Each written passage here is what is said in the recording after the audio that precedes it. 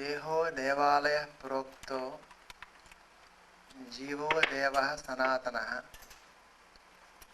त्यजेत् अज्ञान निर्माल्यं सोहम भावेन पूजयेत्.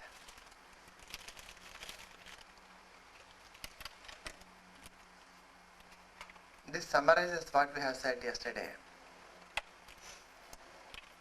Deha, this body, Devalaya Proktaha. It is well said. That is, it is the temple where the divinity resides.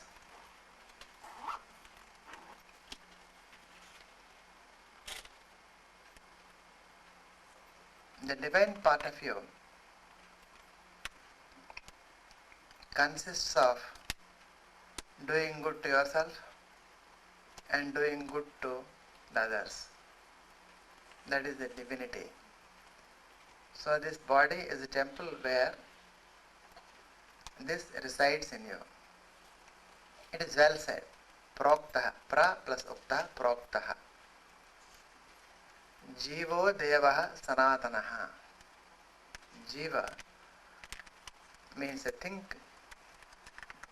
that you think is your individual soul.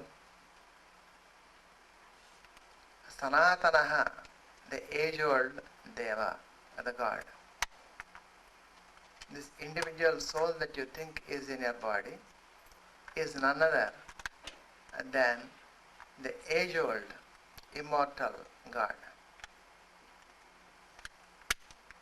Tyajet, you must leave Ajnana Nirmalyam. Ajnana means knowledge, Ajnana means ignorance. Nirmalyam, the thing that you throw away. You must leave the ignorance that is to be thrown away. And what is the ignorance that you have got to throw away? That I am not God.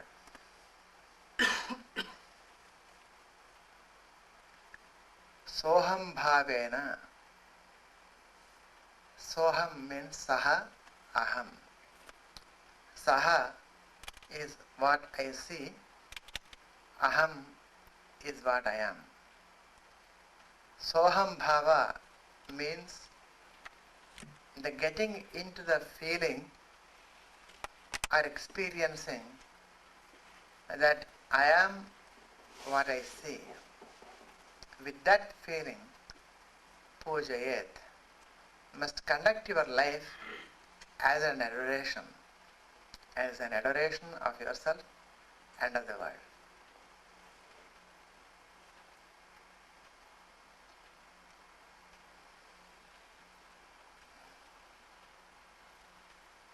My daughter gave me a birthday card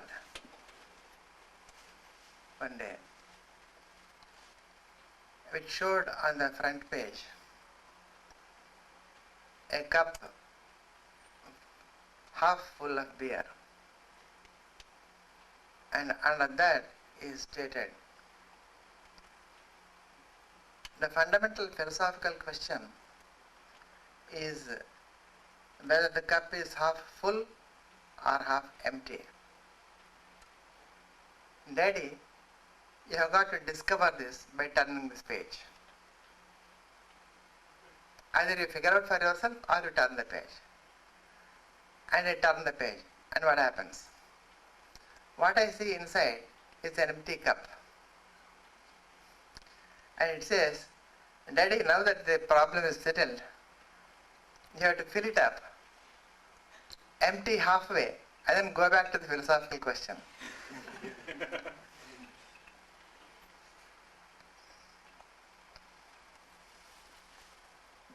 This is a summary of what we are going to say and do today.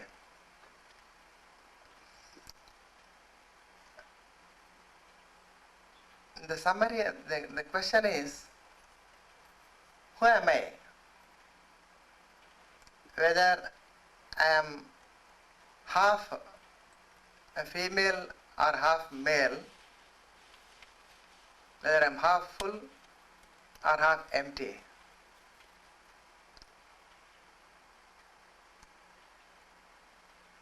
And the answer to the question is that I'm totally empty.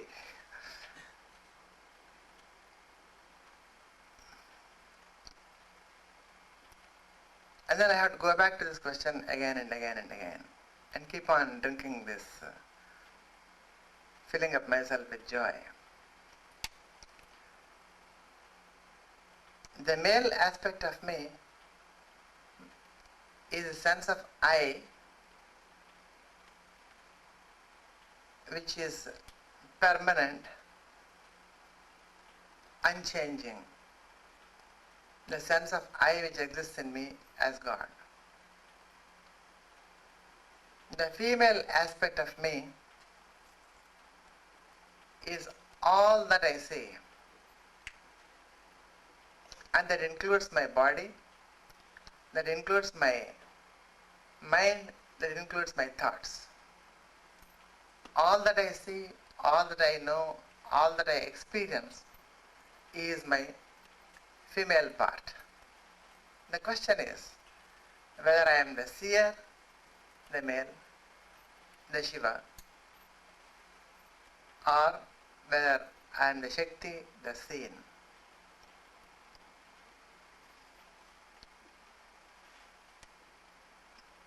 Yesterday we have seen through the example of the mirror that your consciousness, your awareness is a mirror through which you are seeing yourself. And you are the universe. And because you are the universe, you are seeing the universe. So, what is the essential part of you and what is the inessential part of you? What is it that continues to live after what, within quotes, what you think you are goes away?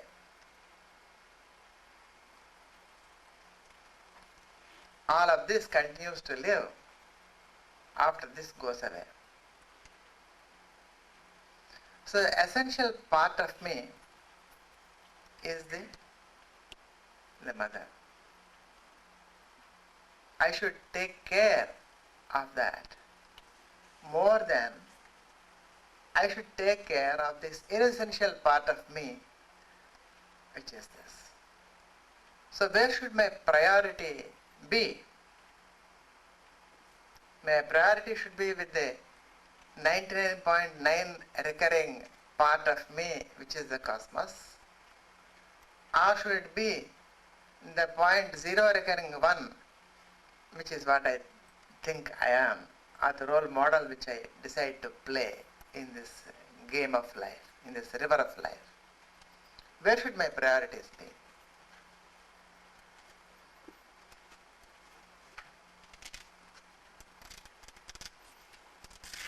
The priority obviously is to worry about and to try to take care of the thing that I see, that thing that I come in contact with. My concern should be, my care and affection should be towards all that I see, rather than myself. Because that is what is the permanent thing. But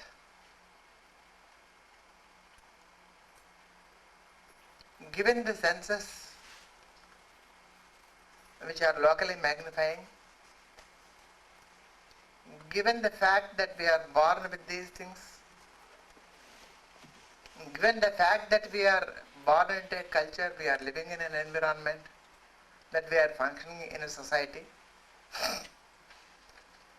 even though our priorities ought to be with the whole cosmos, we decide arbitrarily and say to ourselves, all right, it's okay to be concerned with myself, to be concerned with those that I come in contact with, and not be bothered too much about the things that I don't know about, or I can't worry about. What I don't know how can I worry about that? So we say, it's okay to have to worry about the 90% of me, of what I think I am, and maybe 10% of my attention, awareness, care, affection towards the really essential part of me, that is the cosmos.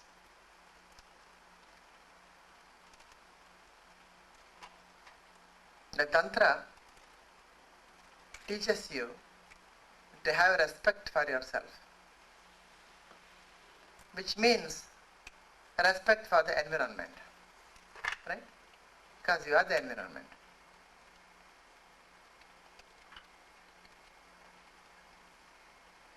In the east, in the west, in the north, in the south, all religions somehow preach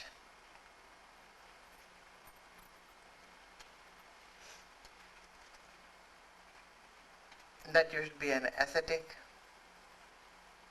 There are certain things which you should not do. There are certain things which are okay for you to do.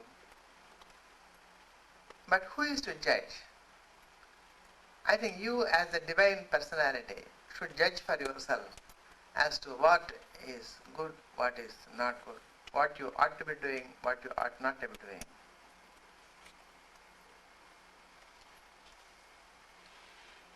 Every culture says something about the type of lifestyle that you want to lead. Whether you should or you should not have sex, whether you should or you should not have meat, whether you should or you should not have alcohol, whether you should or you should not have coffee, and all the good things and bad things. You are the only person who can decide and tell yourself anything in moderation. Don't hurt yourself, don't hurt the environment. As long as you do not hurt yourself or the environment, you are free to do what you want to. This is the fundamental basis of all religions.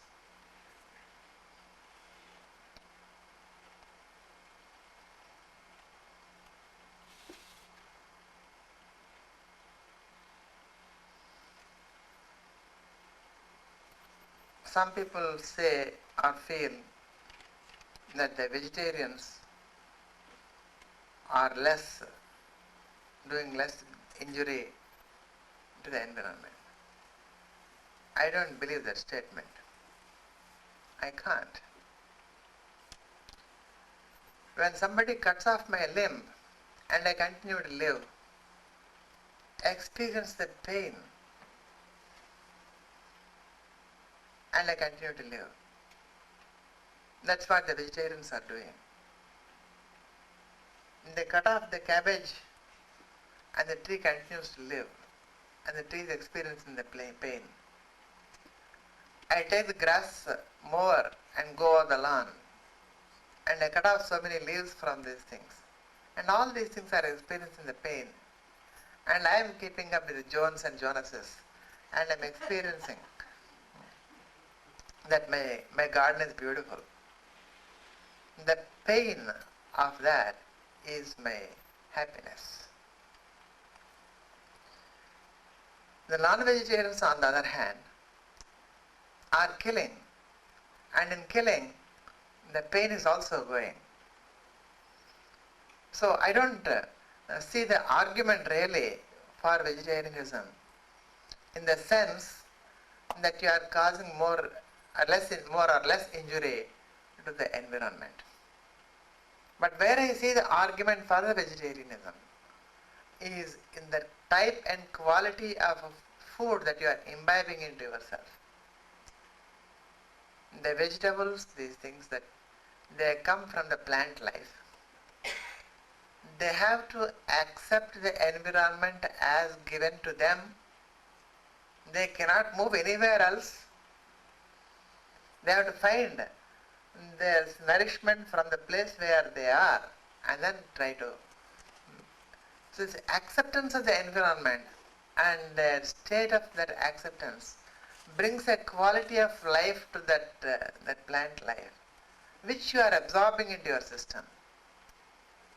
So it's not on the count of injury or non-injury that vegetarianism is better than non-vegetarianism, but it is in the quality of life that you are imbibing from the plant life when you take it in, that the real argument lies. They say that trees are always in samadhi. They take our carbon dioxide and give us oxygen. They take away our death and they give us life. So they are our life sustainers. So it is this life sustaining quality of the trees that we are imbibing into us when we take this kind of food. And the same thing goes for sex, meat, alcohol, or anything, coffee. I do take a cup of coffee in the morning and a cup of tea in the evening. Mostly for my wife's sake. Because she will stop drinking that and she will get a headache if she doesn't. And I don't get a headache if I don't take it, but still I take it for her sake. But that's a placebo, maybe that's a rationalization.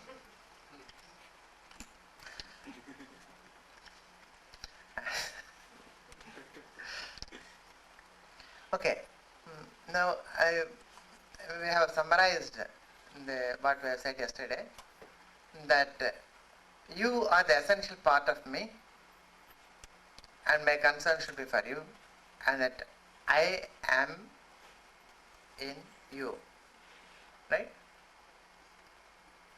I stand for I and you stand for the universe. And you can symbolize this by one single Greek letter called psi, the vertical line in the middle of you. That stands for I in you. I am in you.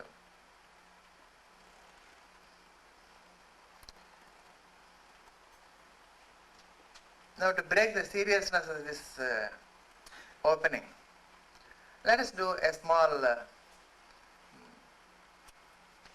getting up, and I would request you to form two circles which keep going round. Just get up. This half forms one circle, this half forms another circle which keeps going round. I just want to demonstrate to you that the words have power. What you are saying to yourself, what others are saying to yourself, they have power. Just keep going round. Join hands and just make a circle.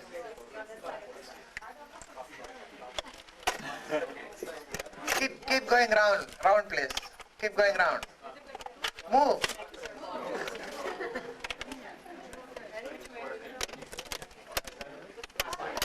Keep moving. Keep moving, don't stop. You don't hold the hands, just keep moving.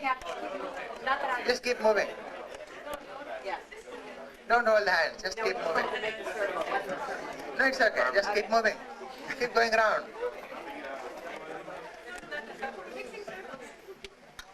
We're not holding hands, just one. Hello. Come on, these obstacles can be pushed a little to the center. Okay. Good. That's a nice beginning.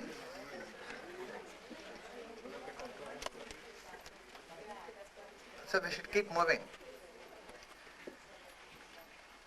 Now I want to put some ideas into your head and you observe what your behavior is going to be depending upon the type of idea that you are entertaining.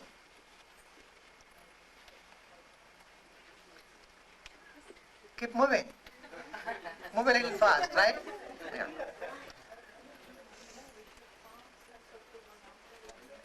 Come on, put some speed into your body. Yeah. Okay. Yeah, faster. Okay. You have just received a telegram that you have won the New York State Lottery, $54 million. And observe how you are moving what you are saying to yourself. What is your mood? Observe that mood. And feel that mood, express that mood.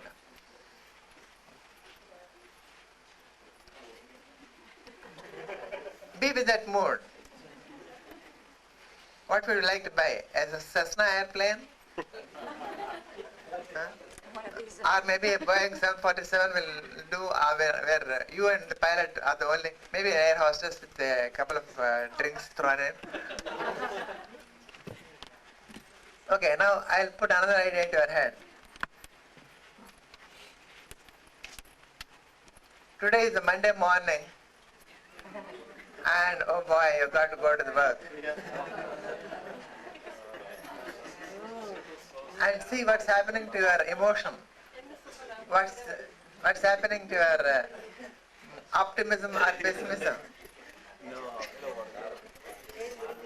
And when we were doing this same thing with the kids in the last summer camp, this camp that Swami Parvati was doing, we found the kids walking backwards. I was surprised that nobody is walking backwards now. Okay. Now one more thought. Today is Friday evening and we have a ticket to Hawaii and we are going to enjoy ourselves. There you go.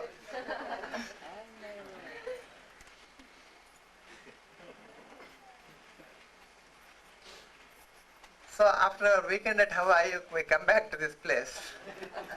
Now go back to your seats. I think I missed something.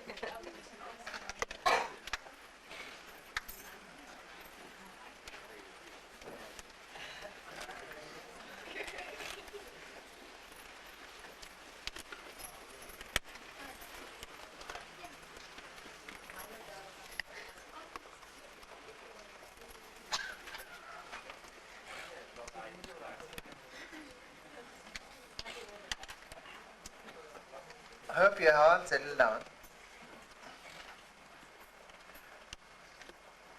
What I was just trying to prove to you is that what you are saying to yourself or what somebody else says to you and you buy that argument. When you buy something, you make it your own. You are affirming it to yourself.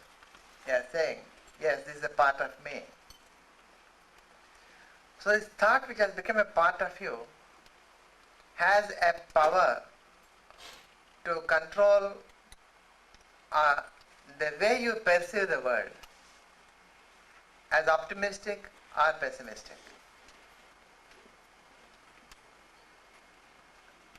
When you had the notion that you had a New York State lottery, then your hopes went high. You found the life very supportive. You could do anything that you want. And when you had to go to the work on Monday morning, well, you didn't receive the New York State lottery. That is not true. At the same time, the very thought had put that springing, dancing step into your walking. It has changed your mood. And it was not Monday morning, you didn't have to go to work. Today is Saturday, right? And but still, somehow the enthusiasm has suddenly died down. The zest for life has gone. And when Friday evening came and you had the ticket to Hawaii, well, again the mood came up, enthusiasm. So what you are saying to yourself is very, very, very, very, very, very, very important. I can keep on saying the number of veries, but without that important, the number of veries doesn't mean anything.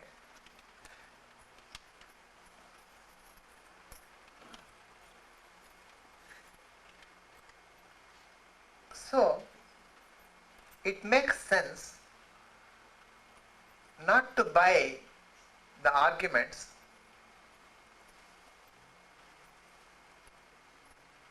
that do not empower you. or the environment. It makes sense to buy and accept and make your own those ideas that help you and enrich you and enrich the essential part of you, the environment. Do not lend your power of words, of thinking, of thoughts to such ideas that cause hurt or injury to yourself or to the environment, which is even more important. But do care and make your own such ideas which improve yourself and improve the environment. This is your fundamental goal in life. You cannot afford the luxury of having negative thoughts. What do we mean negative thoughts? Negative thoughts are those which are confining, which are limiting, which are imprisoning you, which limit your freedom, which make you unhappy, miserable, depressed. And the opposite of these things are those which are the opposites of these things. They free you, they liberate you, they open you up, they open up the creativity in you, they create the mood of optimism in you. They make you feel that yes, I can do it. They can, when the challenge is there, you don't see the world as your enemy or as a subversive tyrant, but as a challenge to be overcome. It is such that you must encourage, and it is the negative attitudes which we must discourage. So let us start off on a happy note. And if Swami Parvati can put you to sleep, I can also do that. So let us do one more small meditation to put the right kind of thoughts into you. And then we'll start doing a little homework. Although Devi Parvati believes that it's better to start with the negativities, I would prefer, I'll change the program a little bit, if you give me permission, Devi. Okay. Just take 3 deep breaths. Now, just before you take a breath. When you breathe in, there are 3 parts. The tummy, the chest, and the top portion. The tummy, the front portion, the 2 side portions. The chest, the front portion, the 2 side portions. The neck region, the front portion, and the 2 side portions. So altogether there are 9 parts. When you are breathing in, first you start with tummy, inflate it, let it move out, and all 3 parts should be filled first.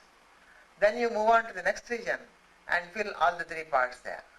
And you move on to the third region and fill the air in all the 3 parts. Then hold it for a little while. And then when you exhale, you reverse the process. First you empty the top portion, then the middle portion, and then this portion. When you have fully emptied the air, the tummy should go completely in. And you must exercise a little pressure on the tummy so that you feel the pressure down below. Okay? So this is how the breathing process is to be done. So let us take 3 deep breaths, hold it for a little while, exhale it, and compress the tummy inside and exercise the muscles, pull them upwards. This is the 3 deep breaths you take. Okay, start.